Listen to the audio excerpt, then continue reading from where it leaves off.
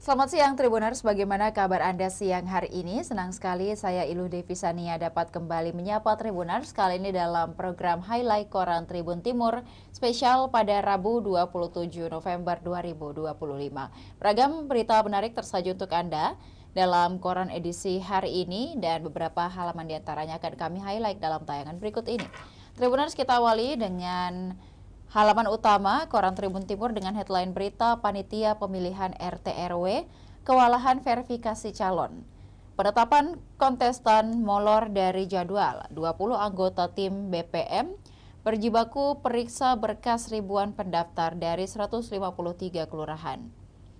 Panitia Pemilihan Ketua Rukun Tetangga Rukun Warga belum menetapkan calon atau peserta hingga pukul 21.00 WITA pada Selasa malam 25 November 2025. Badan Pemberdayaan Masyarakat Kota Makassar belum menetapkan calon peserta pemilu RT RW, padahal sesuai jadwal calon peserta ditetapkan pada 25 November 2025. Hari ini, Rabu 26 November, para calon yang dinyatakan lolos akan mengikuti pencabutan nomor urut di kantor lurah masing-masing. Setelah penetapan nomor urut, maka para kandidat RT RW diberikan waktu kampanye selama 3 hari menjelang pemilihan nanti pada 3 Desember 2025.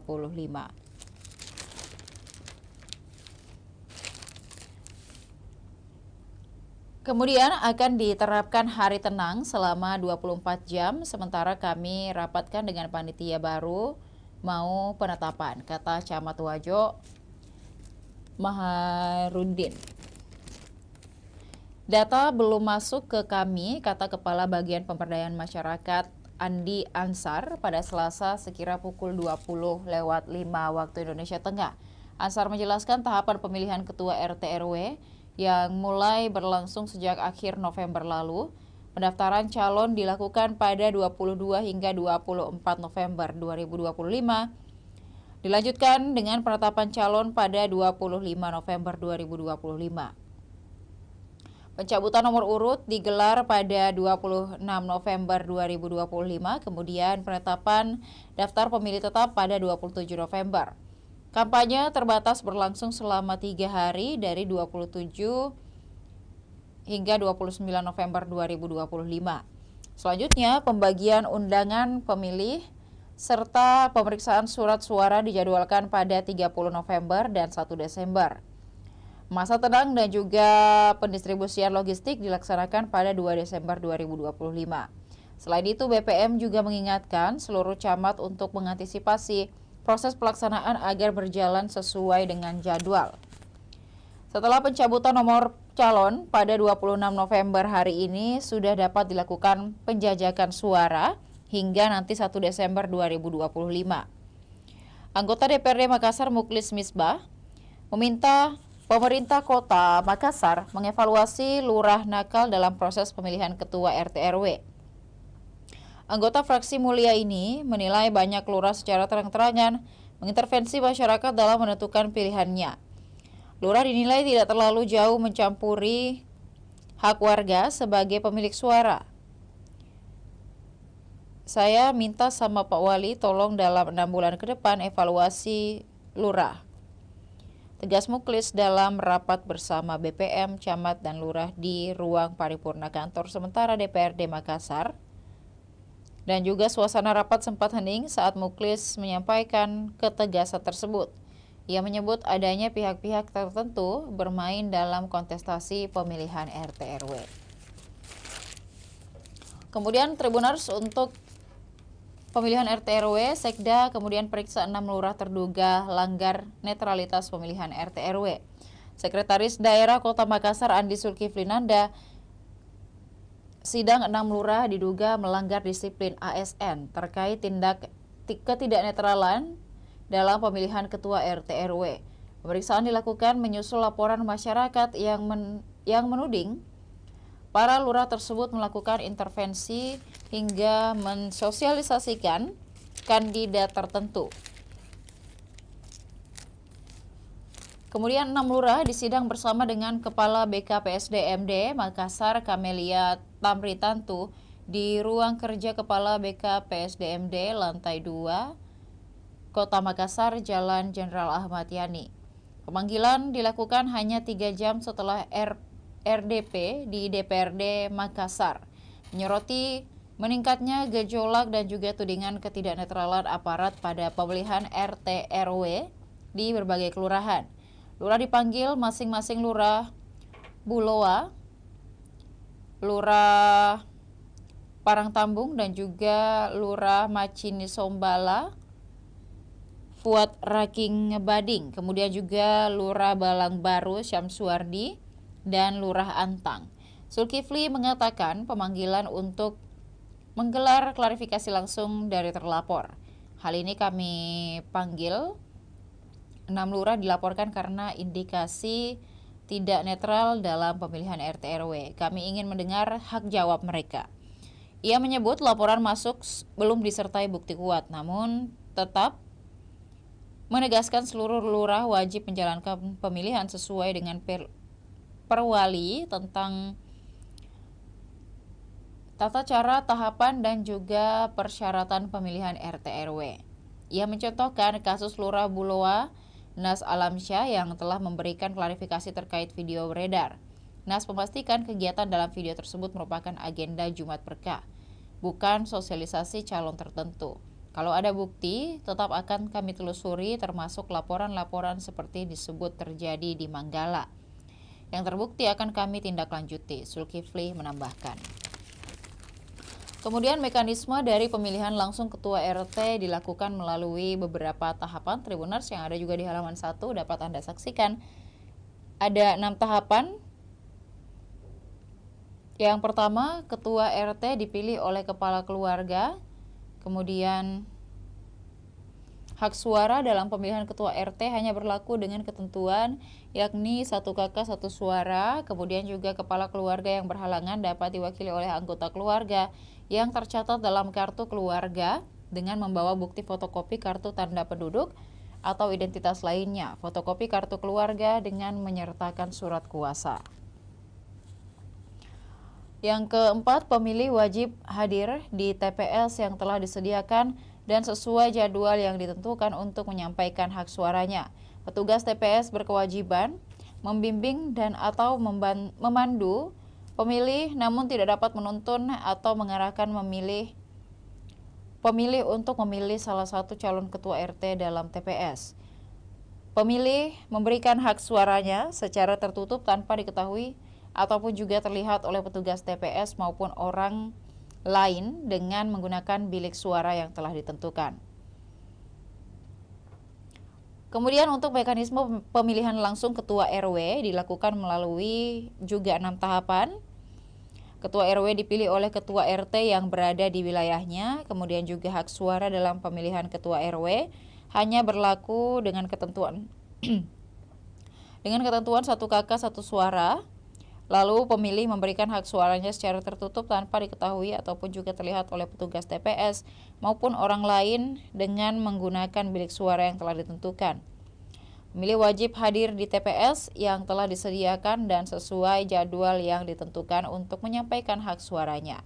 Petugas TPS berkewajiban membimbing sama seperti dengan yang dilakukan pada saat mekanisme pemilihan ketua RT. Lalu ketua RT yang berhalangan tidak dapat diwakili oleh anggota keluarga, kerabat, dan atau orang lain.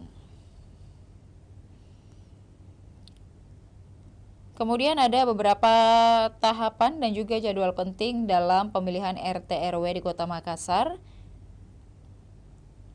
Tahapan kampanye, tahapan pendaftaran dan nanti hingga kampanye 22 hingga 30 November 2025. Pada 22 hingga 24 November terdapat tahapan pencalonan ataupun juga pendaftaran calon. Tanggal 25 penetapan calon, 26 pencabutan nomor urut hari ini. Kemudian 27 penetapan DPT, 27 hingga 29 juga kampanye terbatas. 30 November dan 1 Desember pembagian undangan pemilih dan pengecekan surat suara. Untuk pemilihan RT 1 hingga 6 Desember yang akan berlangsung dari nantinya di tahapan pertama 1 hingga 2 Desember yakni masa tenang, 2 Desember distribusi juga logistik, kemudian 3 Desember pemungutan suara, dan langsung sekaligus penghitungan suara. 4 hingga 6 Desember hasil penetapan ketua RT. Untuk pemilihan RW sendiri 7 hingga 11 Desember dengan tanggal 7 distribusi logistik, 8 pemungutan suara dan juga penghitungan, 9 hingga 11 masa sanggah penetapan hasil.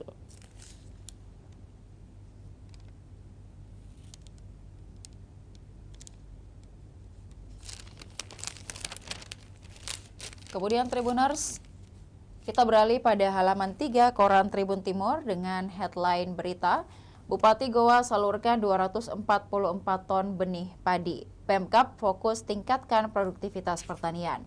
Bupati Goa Siti Husniata Lenrang serahkan 244.625 ton benih padi unggul bersertifikat kepada 878 kelompok tani yang tersebar di 18 kecamatan. Program tersebut bertujuan meningkatkan produktivitas pertanian, kemandirian petani, dan juga ketahanan pangan daerah. Penyaluran bantuan secara simbolis di kantor Bupati Goa, Jalan Masjid Raya, Kecamatan Sombaopu pada Senin 24 November 2025. Bantuan ini bukan sekadar distribusi benih, tetapi sebagai investasi jangka panjang untuk pertanian produktif dan berkelanjutan. Tanpa petani tidak ada pangan, tanpa pangan tidak ada ketahanan bangsa. Pemkab Goa berkomitmen memberikan yang terbaik untuk petani melalui program mandiri benih ini, ujarnya. Program ini menyalurkan benih unggul bersertifikat Mekongga, Inpari 32, Inpari 9, Inpari 47, dan Nutrizing dengan luas tanam potensial 11.000 hektar dan kebutuhan benih 275 ton. Penyaluran dibarengi dengan pendampingan teknis dari penyuluh pertanian dan pengawalan mutu dari UPT BSMB PT TPH Provinsi Sulawesi Selatan untuk memastikan kualitas benih sesuai dengan standar sertifikasi. Husniata Lenrang menegaskan pentingnya sektor pertanian bagi pertumbuhan ekonomi Goa. Pada triwulan 2 2025, ekonomi daerah tumbuh 7,68%. Salah satu tertinggi di Sulsel ditopang kuat oleh sektor pertanian. Dengan potensi lahan luas dan sumber air memadai, benih unggul ini diharapkan menjamin keberlanjutan produksi pangan. Mandiri benih padi ini bagian dari 9 program unggulan Pemkab Goa. Salapang Hati Damai menekankan kesejahteraan masyarakat dan juga ketahanan ekonomi lokal. Hadir dalam kegiatan tersebut Ketua DPRD Goa Muhammad Ramli Sidik, Wakil Ketua 1 DPRD Hasrul Abdul Rajab, Wakil Ketua 3 DPRD Tin Haji Tino, Sekda Goa Muhammad Andi Aziz Peter, kemudian Kepala Dinas Tanaman Pangan dan Hortikultura Fajarudin dan sejumlah SKPD terkait. Kemudian di Takalar Tribuners, Bupati Takalar Firdaus Dengmanye bagi-bagi bibit padi di Takalar. Bupati Takalar Muhammad Firdaus Dengmanye menyerahkan sekira 1,7 ton bibit padi kepada para petani di Desa Popo dan Desa Bonto, Maranu, Kecamatan Galesong Selatan pada Senin 24 November 2025. Selain bibit padi, Dengmanye juga membagikan bibit jagung kepada 7 kelompok tani yang hadir pada kesempatan itu. Penyerahan bibit di halaman rumah Nana Palaha dimulai pukul 16:15 WITA dan Dengmanye hadir mengenakan kemeja putih dan celana hitam. Kemudian dalam sambutannya, ia mengajak masyarakat bertepuk tangan sebanyak 3 kali sebagai bentuk apresiasi dan semangat kebersamaan. Kalau tahun lalu saya datang untuk kampanye, tahun ini saya datang membawa bibit untuk petani, ujarnya. Dengmanye berharap bantuan ini dapat membantu petani di musim tanam dan meningkatkan penghasilan mereka. Camat Galesong Selatan Nur Hidayat Abdullah Deng Masuro menyambut baik kegiatan ini dan menilai waktu penyerahan sangat tepat karena petani tengah membutuhkan bibit, dan juga turut hadir Kabid Ketahanan Pangan Irham Naba, Kepala Desa Popo Syarif, dan juga perwakilan Polsek Galesong.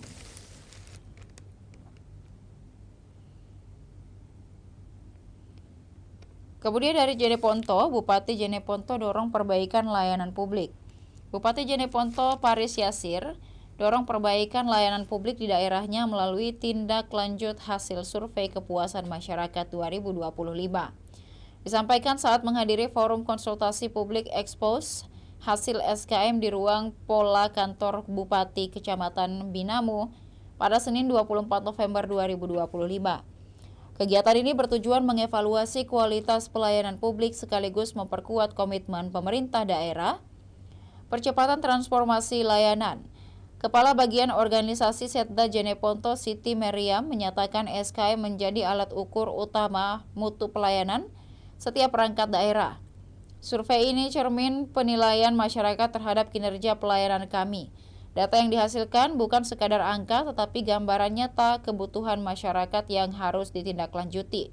Sementara itu, Paris Yasir meminta jajarannya bertindak cepat menindaklanjuti rekomendasi dari survei tersebut. Pemerintah harus terus berbenah, survei ini adalah suara publik yang wajib kita dengarkan. Jadikan hasil SKM sebagai pemicu perubahan menuju pelayanan yang lebih profesional, cepat, transparan, dan juga adaptif. Ia mendorong kolaborasi lintas sektor antara pemerintah, kemudian juga lembaga survei dan juga masyarakat agar perbaikan layanan lebih terukur dan tepat sasaran. Rangkaian kegiatan kemudian dilakukan penyerahan resmi hasil Expose SKM 2025 dari Yayasan Pendidikan Lensa Indonesia selaku pelaksana survei. Kemudian di Kabupaten Bone, Tribuners, Papa Gizi Bone fokus cegah stunting. Pemerintah Kabupaten Pemkab Bone pelatihan fasilitator Papa Gizi untuk meningkatkan peran ayah dalam ketahanan pangan dan gizi keluarga. Kegiatan ini dibuka Wakil Bupati Bone Andi Akmal Pasludin di Hotel Helios Jalan Langsat, Kecamatan Taneteria, Tang Barat pada Senin 24 November 2025. Fasilitator Papa Gizi digelar Dinas Pengendalian Penduduk dan juga Keluarga Berencana Bone, calon fasilitator dari berbagai unsur masyarakat. Kegiatan ini dihadiri oleh Wakil Ketua PKK Bone, Maya Damayanti, kemudian Andi Akmal, perwakilan Sifor Ikraf, dan sejumlah kepala OPD. Andi Akmal menekankan pentingnya peran ayah dalam pemenuhan gizi keluarga. Penguatan peran ayah tidak hanya meningkatkan kesehatan keluarga, tapi juga mendukung pembentukan SDM Bone yang unggul. Ia berharap fasilitator dapat mendorong ayah lebih aktif sehingga tanggung jawab gizi tidak hanya dibebankan kepada ibu. Dr. Mulia Nur Hasan dari Sifor Ikraf mengatakan Papa Gizi memperkuat kolaborasi kedua orang tua dalam mencegah stunting dan meningkatkan kesejahteraan keluarga. Pemenuhan gizi adalah tanggung jawab bersama demi masa depan anak-anak kita, ujarnya. Kemudian Tribuners, kita beralih pada halaman 9 Koran Tribun Timur dengan headline berita Munafri buka akses kerja warga ke Yokohama. Seleksi bakal kemudian juga pertemuan yang menjadi momentum baru antara hubungan Makassar dan Yokohama. Wali Kota Makassar Munafri Arifuddin aktif di panggung internasional lewat kehadirannya di Asia Smart City Conference 2025 di Pacifico, Yokohama North, Jepang. Ia memanfaatkan momentum ini untuk memperkuat jejaring dan kolaborasi global. Pada forum yang digelar 25 hingga 29 November, Munafri bertemu dengan Wali Kota Yokohama, Takeharu Yamanaka, sekaligus bertukar cenderamata sebagai simbol persahabatan dan juga komitmen kerjasama. Pertemuan ini menjadi momentum baru dalam hubungan Makassar dan Yokohama, tidak hanya dalam bidang pengembangan kota berkelanjutan, tetapi juga membuka peluang strategis di sektor ketenagakerjaan dan peningkatan kapasitas SDM. Keduanya membahas rencana kerjasama lanjutan, termasuk peluang penyerapan tenaga kerja asal Makassar untuk bekerja di berbagai sektor di Yokohama. Didukung program pelatihan dari pemerintah kota Yokohama. Ini diharapkan dapat meningkatkan kompetensi warga Makassar sekaligus memperluas akses ekonomi dan juga peluang kerja di tingkat internasional. Pertemuan ini membuka babak baru kerjasama strategis antara dua kota pelabuhan besar di Asia. Langkah ini menjadi sinyal kuat bahwa diplomasi kota yang dibangun Munafri menghadirkan manfaat langsung bagi masyarakat. Mantan CEO PSM ini menuturkan Yokohama sebagai kota yang penuh energi, kreativitas, dan semangat sekaligus memberikan sambutan hangat terhadap kehadiran delegasi Makassar. Saya merasa benar-benar diterima dan menemukan banyak kesamaan antara Yokohama dan Makassar. Makassar dan Yokohama merupakan kota pelabuhan utama dengan sejarah panjang sebagai pusat perdagangan, pelayaran, dan juga perniagaan di kawasan masing-masing. Menurutnya, pengalaman dan keberhasilan Yokohama dapat menjadi contoh berharga bagi masyarakat Makassar dan juga dalam memperkuat posisi strategisnya di Indonesia.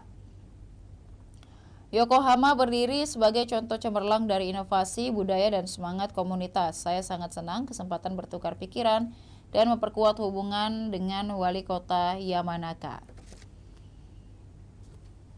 Kemudian Wali Kota Makassar, Munafri Arifudin, memanfaatkan panggung internasional untuk memperjuangkan percepatan pembangunan kota termasuk mega proyek Stadion Untia yang menjadi perhatian publik kali ini. Dalam forum bergengsi ASEAN Smart City Conference di Yokohama, Jepang, Munafri memaparkan berbagai isu strategis perkotaan di hadapan para pemimpin kota dunia, akademisi, lembaga internasional, hingga sektor swasta.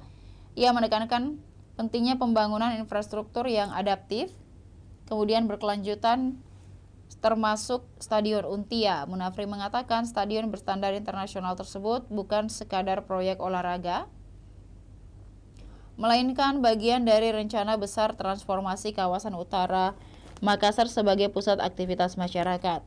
Stadion Untia kita dorong agar terintegrasi dengan konsep Smart Infrastructure. ASCC memberi peluang untuk mempelajari best practice dan juga menghadirkan kolaborasi dengan pihak internasional. Konferensi di Pacifico Yokohama North itu bertema Towards a Circular Society, Promoting the Circular Economy and Carbon Neutrality. Munafri turut menyampaikan tantangan Makassar terkait banjir, krisis air bersih, serta penguatan infrastruktur.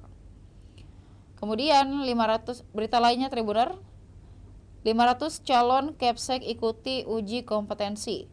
Sebanyak 500 calon kepala sekolah telah mengikuti uji kompetensi di kantor regional 4 Badan Kepegawaian Nasional Jalan Pacarakang Biringkanaya.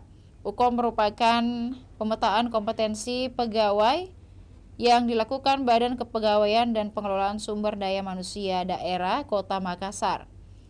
Kepala BKPSDMD Makassar, Kamelia Tamrintantu, mengatakan UKOM untuk mengukur kompetensi manajerial dan kepemimpinan para calon Kepsek.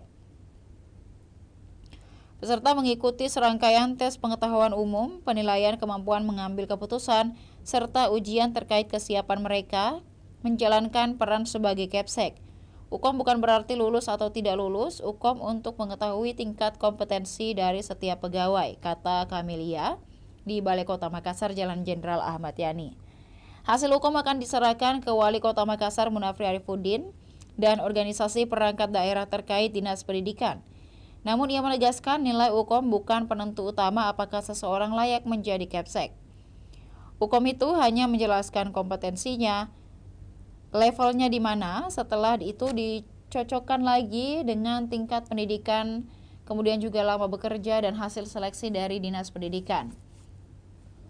Hasil hukum ditarget rampung pada pekan depan setelah BKN menyelesaikan proses pengolahan data. Setelah itu, penetapan daftar Kepsek dilakukan Wali Kota bersama dengan Sekda. Dan Dinas Pendidikan juga ikut serta, dan tahun ini Pemkot membuka seleksi bakal calon kepala sekolah tahun 2025. Seleksi untuk mengisi 374 posisi mulai dari jenjang TK, SD, dan juga SMP. Kepala Dinas Pendidikan Kota Makassar, Aci Suleman, merinci 5 untuk TK, 314 jenjang SD, dan 55 jenjang SMP. Seleksi mengacu pada Permendikdasmen nomor 7 tahun 2025 tentang pengurusan guru sebagai kepala sekolah, juga surat edaran bersama Mendikdasmen dan Kepala BKN nomor 9 tahun 2025 dan juga nomor 5 tahun 2025 tentang pengangkatan, penugasan, pemindahan, dan pemberhentian guru sebagai kepala sekolah serta pengawas sekolah. Terdapat 10 syarat utama bagi guru yang ingin mengikuti seleksi, diantaranya memiliki sertifikat pendidik hingga punya pengalaman manajerial minimal 2 tahun di satuan pendidikan atau organisasi kependidikan. Pegawai pemerintah dengan perjanjian kerja juga berpeluang mendaftar. Kemudian Tribuners, berita terakhir dari halaman 9 terkait dengan akun medsos instansi bukan album foto pimpinan. Media sosial instansi pemerintah seharusnya menjadi ruang interaksi publik bukan album foto pimpinan. Pesan itu disampaikan praktisi media sosial sekaligus penulis asal Yogyakarta, Wicaksono Ndoro Kakung, saat bawakan beri pelatihan kehumasan pemerintahan di era media sosial di Novotel Makassar, Grand Shaila, Jalan Hairil Anwar pada Selasa 25 November. Pelatihan digelar Dinas Komunikasi dan Informatika Kota Makassar melalui bidang Humas dan IKP. Menurut Ndoro Kakung, penting membangun interaksi yang kuat dengan masyarakat melalui media sosial agar tidak sekadar informasi tetapi menjadi interaksi publik. Di era digital sekarang, publik tidak lagi menginginkan seremoni belaka. Publik menginginkan interaksi langsung, katanya. Humas di pemerintahan harus aktif menciptakan ruang komunikasi dua arah. Konten harus mudah dipahami, kemudian juga ringan, dan didukung infografis yang membantu publik menangkap informasi secara cepat. Tak hanya itu, admin sosmed harus memahami algoritma konten agar mencapai tujuan pemasaran dan komunikasi secara efektif dan juga mengoptimalkan strategi konten. Ia mencontohkan, saat ini banyak humas baik di pemerintahan dan instansi lainnya masih mengelola akun sosmednya dan dipenuhi dengan seremoni wajah pimpinan, sehingga tidak ada efek informasi yang dapat disampaikan ke publik. Akibatnya, followers tidak bertambah dan interaksi juga tidak berkembang. Kesalahan umum humas itu menganggap medsos sebagai arsip kegiatan pribadi pimpinan. Caption seperti rilis berita, konten yang tidak ada ajakan ke publik, dan komentar publik yang diabaikan.